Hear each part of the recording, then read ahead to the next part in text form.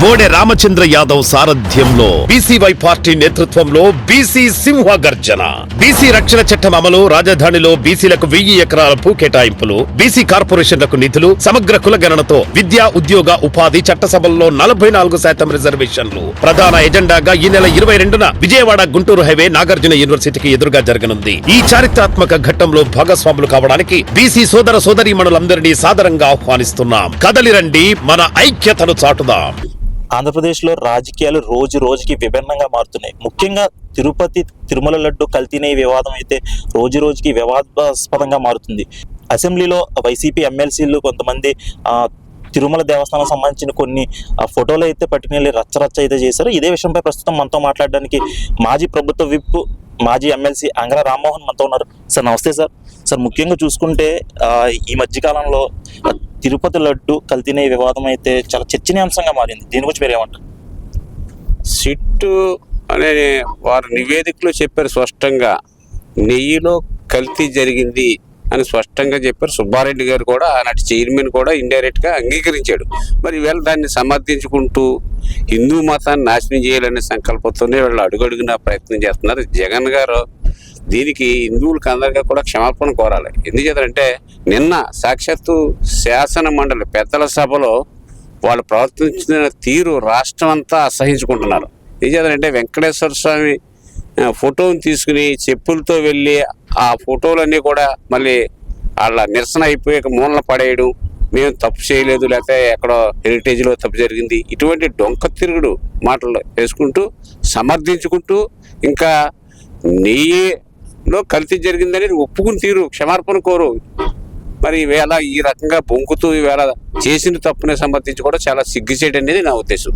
Sir చూసుకుంటే YCP వాళ్ళందరూ కూడా మాట్లాడుతుంది ఏంటంటే ఈ మధ్యకాలంలో వైసీపీని, ముఖ్యంగా వైసీపీ మాజీ మంత్రులు అవనివ్వండి, ముఖ్య నాయకులు ఎవరైతే ఎమ్మెల్యేగా చేసిన వాళ్ళు ఉన్నారో అందరినీ కూడా కూటమి ప్రభుత్వం టార్గెట్ చేసింది. ఎటువంటి తప్పు లేకపోయినా సరే వాళ్ళ మీద అక్రమంగా కేసులు పెడుతున్నారు. ఇదంతా కక్షపూరిత రాజకీయాలు చేస్తుంది కూటమి ప్రభుత్వం అని చెప్పేసి కొన్ని ఆరోపణలు కూడా చేస్తున్నారు. సార్ దీంట్లో మీరు మొదటి నుంచి కూడా చంద్రబాబు నాయుడు కక్షపూర్తి వ్యవహారాలకు ఎప్పుడూ కూడా ఆయన అంగీకరించడు. మా నాయకులు ఎవరైనా కాస్త కంగారు పడదామన్నా కూడా దాన్ని తప్పు, వాళ్ళు చేశారని మనం చేస్తాం కరెక్ట్ కాదు.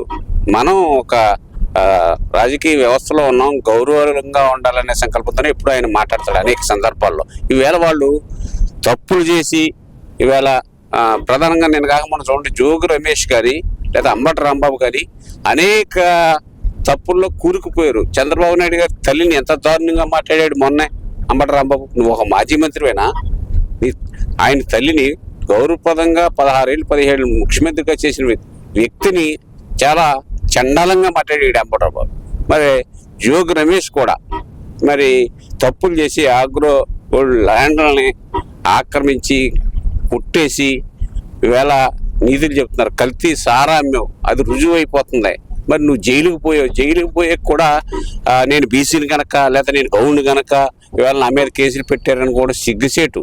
రాంబాబు ఏమో నేను కాపుని కనుక కేసులు పెట్టారని కూడా ఎంతవరకు వీళ్ళ కులాలు ఇప్పుడు గుర్తుకొస్తున్నాయి. వీళ్ళు చేసిన అన్యాయాలు అప్పుడు కాపులు గుర్తుకు రాలేదు, వీళ్ళ బీసీలు గుర్తు రాలేదు. నువ్వేమయ్యో జోగులు వేసు, నువ్వు మంత్రిగా చేసేటప్పుడు 2600 మంది బీసీల మీద తప్పుడు కేసులు పెట్టారు.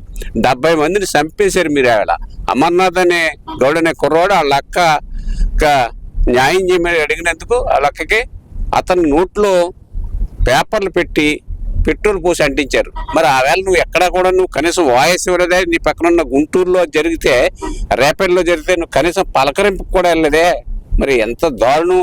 ఈ వేళ నీకు కులాలు గుర్తుకొచ్చేస్తున్నాయా? నేను బీసీలు కనుక అంటే జనాలు నువ్వు తప్పులు చేసేసి కులాల్లో సానుభూతి పొందాలనుకోవడం చాలా సిగ్గుచేటు. జగన్ గారు మనుషులందరూ కూడా, అంబటి రాంబాబు అయినా జోగి రమేష్ అయినా చండాలంగా అనేక కుంభకోణాల్లో ఇరుక్కున్నారు వీళ్ళు. జోగి రమేష్ పచ్చి అవినీతి పరుడు. ఈవేళ నేనేదో అని సమర్థించుకోవడం పూర్తిగా మేము ఖండిస్తున్నాం. ఈవేళ చంద్రబాబు నాయుడు ఈనాడు కూడా కక్ష సాధింపులకు ఒప్పుకోడు. అయినా ఈవేళ హిందూ పరిరక్షణ కోసం చేస్తూ ఉంటే దాన్ని పదే అబద్ధాలు ఆడుతూ ఈవేళ శాసనమండలి సాక్షిగా తప్పు చేసేవారంటే ఈవేళ రాష్ట్రంలో ప్రజలందరూ కూడా, రాష్ట్రంలోనే కాదు దేశంలో ప్రజలందరూ కూడా అసహించుకుంటున్నారు. నిన్న శాసనమండలి యొక్క పనితీరు చూస్తే ప్రతిదీ రాజకీయం. నువ్వేమో అసెంబ్లీకి రావా, నీ ఎమ్మెల్సీలనేమో కౌన్సిల్ పంపి ఇలాంటి నిరాధారమైనటువంటి ప్రకటనలు చేస్తూ దేవుడిని అవమానిస్తాం అనేది మొదటి నుంచి కూడా జగన్ గారికి పరిపాలన ఉన్నప్పటి నుంచి కూడా ఒక ఆనవాయితీ. హిందూ మతాన్ని తొక్కేయాలనే సంకల్పంతోనే మరి జగన్ గారు ఉన్నారు. దానికి అనుగుణంగానే ఈవేళ ప్రవర్తన అంతా జరుగుతుందండి, ఇది మా ఉద్దేశం. అసలు ముఖ్యంగా చూసుకుంటే మొన్న జగన్మోహన్ రెడ్డి ఒక మీడియా సమావేశం అయితే ఏర్పాటు చేసి ఇప్పుడు ప్రవేశపెడుతున్న బిల్లులన్నీ కూడా ఆ బిల్లులో కేవలం అప్పులు చూపిస్తున్నారు తప్ప దాంట్లో సంక్షేమం లేదు. ముఖ్యంగా మా ప్రభుత్వం మా హయాంలో మొత్తం అంతా కూడా ప్రజలకి సంక్షేమాన్ని అందించాం. కానీ ఈ కూటమి ప్రభుత్వం చూసుకుంటే అటు అభివృద్ధి లేదు, ఇటు సంక్షేమం కూడా ప్రజలకి లేదన్నట్టు కొన్ని ఆరోపణలు కూడా చేస్తున్నారు సార్. దీని గురించి మీరు సంక్షేమం అంటే నువ్వు ఎవడికో 10,000 5,000 ఇస్తే అంత మాత్రాన సరిపోదు. నువ్వు సంక్షేమం అన్నావు, ఓ పక్కన దోపిడీ చేసావు. లిక్కర్లో 1,000 కోట్లు నీ ఖజానాకి పోయింది తాడేపల్లి ప్యాలెస్కి. ఇవాళ అవన్నీ ఒక్కొక్కటే బయటకు వస్తున్నాయి. నువ్వు మద్యం నిషేధిస్తానని నువ్వే ప్రభుత్వం చేత అమ్మించావు, అంతకంటే సిగ్గు ఇంకోటి ఉందా? ఈవేళ ఒక పారదర్శకంగా చంద్రబాబు నాయుడు గారు మద్యం పాలసీలో పారదర్శకంగా అమ్ముతున్నారు. ఒరిజినల్ క్వాలిటీ ఉన్న మద్యానే అమ్ముతున్నారు. ఇది వరకు ఎక్కడి నుంచి వచ్చి ఈ మద్యం అంతా ఇతర స్టేట్ల నుంచి దిగుమతి అయ్యి జగన్ గారి టైంలో ఇక్కడ తాగలేక, కల్తీ మందుని తాగలేక ప్రజలు అసహించుకున్నారు. కేవలం జగన్ పోయిన కారణాల్లో కూడా ఆ మందు విషయంలో కూడా ఆయన శాపం అయ్యాడు. అంచేత నువ్వు సమర్థించుకుంటే చదవదు. మీ వాళ్ళు అన్నీ కూడా కుంభకోణాలే, ప్రతిదీ కుంభకోణాలు చేశాడు జగన్ గారు. డబ్బు అనేది డబ్బు మీదే ఆలోచించాడు తప్ప ఈ ఇంకోది ప్రజలకి పర్లేదు. ఎక్కడన్నా తగ్గితే 10,000 5,000 వేయడం, అది ఒకటే తప్ప నీ గొప్పతనం. ఈవేళ ఓ పక్క సంక్షేమాన్ని అమలు చేస్తూ, ఓ పక్క అభివృద్ధిని చేస్తూ ఈవేళ అన్నీ కూడా రోడ్లన్నీ కూడా శాంక్షన్ అవుతాయి. ఒక్కొక్కటిగా అన్ని కార్యక్రమాలు జరుగుతున్నాయి. పెన్షన్ విషయంలో దేశంలో ఎక్కడా లేని విధంగా పెన్షన్ అమలు చేస్తున్నటువంటి ఘనత కూటమి ప్రభుత్వంది. ఈవేళ అదేవిధంగా సెంట్రల్ గవర్నమెంట్ని ఏ విధంగా ఉపయోగించుకోవాలి. నువ్వు ఆనాడు నువ్వు మద్దతు ఇచ్చావు సెంట్రల్ గవర్నమెంట్కి, కానీ ఈ రాష్ట్రానికి ఏమీ తీసుకురాలేదు. ఈవేళ కూటమి ప్రభుత్వం చంద్రబాబు నాయుడు గారు కానీ పవన్ కళ్యాణ్ గారికి మోడీ గారి యొక్క సహకారం తీసుకుని పెద్ద ఎత్తున ఈ రాష్ట్రానికి అమరావతి నిర్మాణం చేయాలి, లేకపోతే పోలవరం చేయాలని ఈవేళ అమరావతి కోసం 6,000 కోట్ల రూపాయలు కేంద్ర బడ్జెట్లో కేటాయించారంటే చిన్న విషయం. భవిష్యత్తులో ఒక మంచి రాజధాని ఉంటేనే ఈ రాష్ట్రం అన్ని విధాలుగా ముందుకెళ్తున్న సంకల్పంతోనే ఈవేళ కంపెనీలు తీసుకురావడానికి ప్రయత్నం చేస్తున్నారు. అందుకే నిన్న కాక మొన్న బిల్ గ్రేట్స్ వాళ్ళ దగ్గరికి వెళ్తే ఇంటర్వ్యూ కూడా ఇచ్చేవారు కాదు ముఖ్యమంత్రి అయినని. మరి ఈవేళ మన రాష్ట్రానికి వచ్చి చంద్రబాబు నాయుడు యొక్క పనితీరు పరిపాలన బాగుందని చెప్పి ఈవేళ మా ప్రోత్సాహం ఉంటుంది మీకు ఆంధ్ర రాష్ట్రానికి అని చెప్తున్నారండి. ఎందుకంటే గర్వించదగ్గ విషయం ఏముంది? ఈవేళ చంద్రబాబు నాయుడు పట్టుదల దీక్షత చూస్తే ఆ వయసులో కూడా అంత కష్టపడి పనిచేస్తున్న విషయాన్ని రోజు ఎక్కడో చోట ప్రోగ్రామే తప్ప ఆయన ఎక్కడ ఖాళీగా కూర్చునే పరిస్థితి లేదు.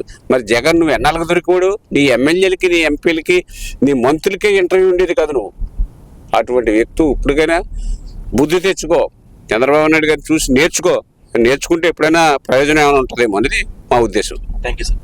ఇది అంగర రామ్మోహన్ గారు చెప్తుంది. కేవలం ప్రజల కోసం పనిచేసే ఏకైక ప్రభుత్వం ఉందంటే అది కూటమి ప్రభుత్వమే. ఎంతో అనుభవంతోనైతే చంద్రబాబు నాయుడు గారు ఈ రాష్ట్రాన్ని ఆయన అభివృద్ధి పథంలో నడిపే విధంగా ఎక్కడెక్కడో ఇతర దేశాల నుండి, అదేవిధంగా బిల్ గేట్స్ నుండి కూడా పెట్టుబడులు తీసుకొచ్చే విధంగా పనిచేస్తున్నారు. అదేవిధంగా ఎవరైతే వైసీపీ ఎమ్మెల్యేలు, అదేవిధంగా మాజీ మంత్రులు అందరూ ఉన్నారో అందరూ కూడా కక్షిపూరిత రాజకీయాలు మానుకోవాలి.